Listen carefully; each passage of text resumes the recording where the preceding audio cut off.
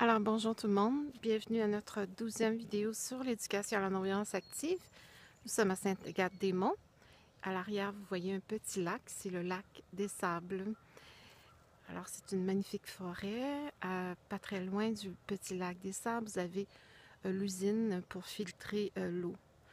Alors voilà, il y a des sentiers, c'est magnifique de passer quelques temps ici. Aujourd'hui, c'est notre, je crois, 13e vidéo. Et nous poursuivons nos explications sur le travail des impulsions, la conscience et les images. Dans les vidéos précédentes, nous avons abordé le thème du dédoublement des impulsions. Nous avons dit que l'apprentissage consiste justement au processus d'enregistrement, d'élaboration et de transmission des données qui parviennent des sens externes et internes et par la suite qui sont transformées, qui sont structurées en impulsions. Et tout ça est fondé sur le phénomène de reconnaissance dans lequel la perception et la représentation se rencontrent. C'est-à-dire que l'impulsion perceptive se dédouble. On a dit qu'il y a un circuit qui s'en va vers la conscience et à la fois un circuit qui s'en va à la mémoire. La mémoire va analyser, comparer l'impulsion des données. Et s'il y a reconnaissance, à ce moment-là, les données vont réapparaître. Les données antérieures réapparaissent. Il y a une corrélation, si jamais les données ne sont pas semblables, corrélation à des données qui s'y rapprochent. Et ainsi de suite, les impulsions sont transformées en images, agissent directement sur les centres pour les mobiliser, afin qu'il y ait une réponse dans le monde. On a aussi dit qu'il y a une prise de réalimentation qui s'injecte vers la conscience, autrement dit, la réponse du centre est enregistrée.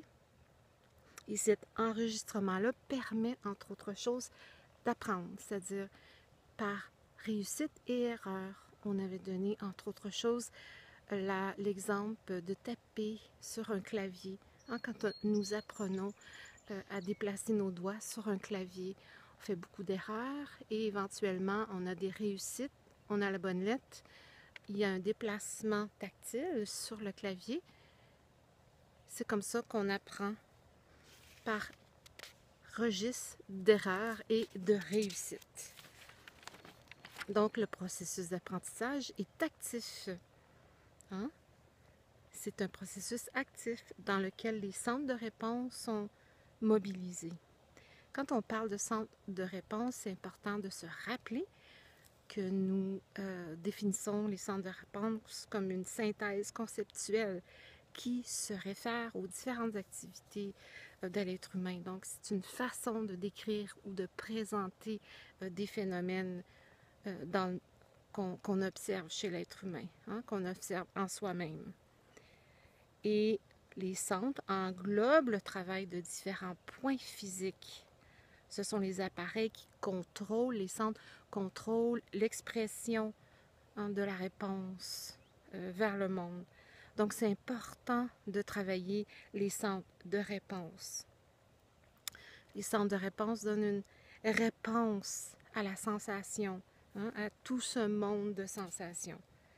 Donc, il y a différents types d'énergie pour chaque centre de réponse, si vous voulez. Dans l'éducation à la non-violence, pour nous, c'est important d'entraîner les centres de réponse. Comment on peut le faire? On le fait par les sous-parties. Comme on avait déjà expliqué, c'est surtout par la sous-partie motrice de chaque centre où on peut pratiquer, si vous voulez, le centre de réponse, à mieux repérer le registre de réussite. Donc, on peut entraîner chaque centre. Surtout parce qu'on a le registre d'un centre.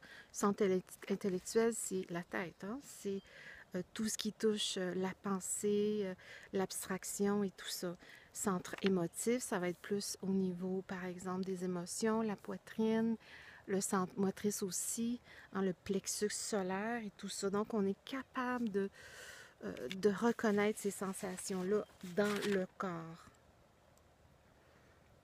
Donc, c'est important pour l'éducation à la non-violence. Quand nous parlons des centres, on en parle en termes de registres et nous parlons des centres de réponse comme une façon d'améliorer notre réponse, notre comportement. Hein? C'est une structure qui se manifeste à partir d'une panoplie de registres. On a vu dans plusieurs autres vidéos que la vitesse de réponse d'un centre varie selon où se situe le centre. Par exemple, intellectuel, c'est une réponse plus lente. On avait donné l'exemple, si par exemple vous êtes dans la rue, une auto arrive et freine brusquement devant vous. Donc, la première réponse que vous avez, c'est déplacer le corps. Donc, c'est le végétatif, c'est la survie. Après, vous avez la peur et tout un mécanisme qui se déclenche au niveau de vos... de tout le système respiratoire. Hein.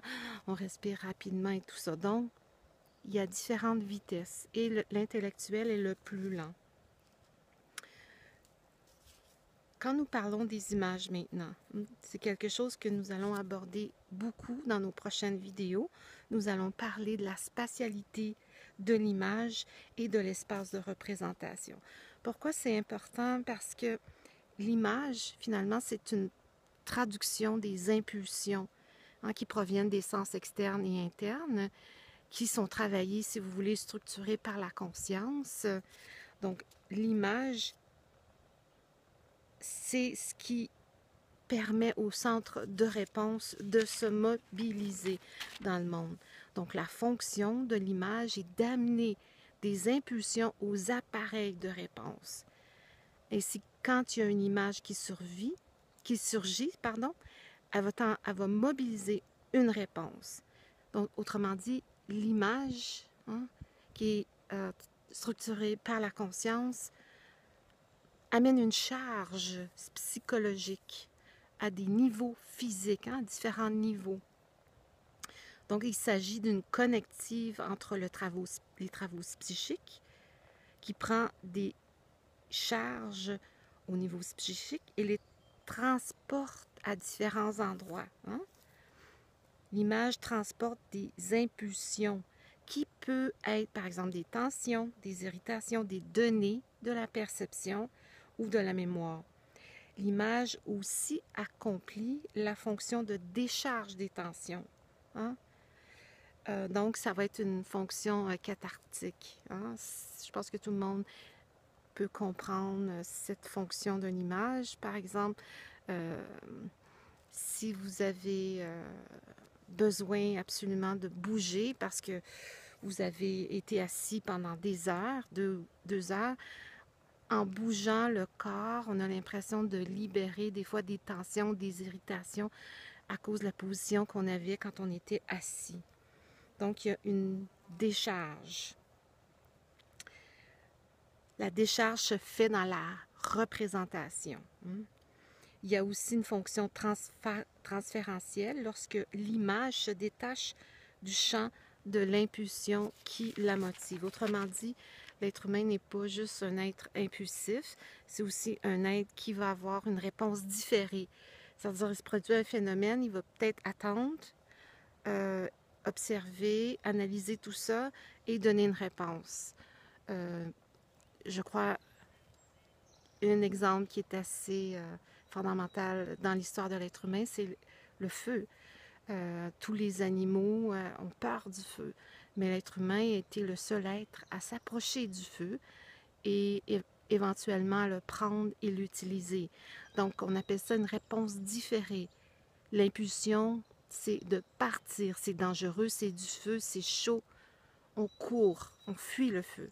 Pourtant, l'être humain n'a pas eu ce comportement-là. Donc, il y a quelque chose qui s'est passé. Ce qu'on dit, c'est qu'il y a eu un transfert de charge au niveau de l'image.